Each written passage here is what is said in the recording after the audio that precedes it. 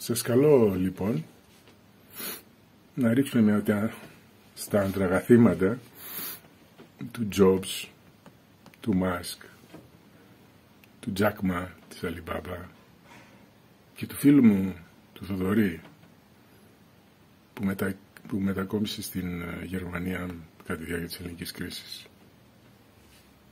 Πρακτικά απένταρος και σήμερα χωρίς κεφάλαιο τρέχει μια επιχείρηση που κάνει τζίρο 3 εκατομμύρια το χρόνο.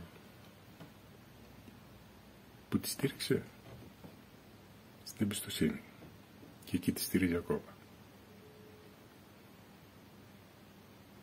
Ευκαιρία λοιπόν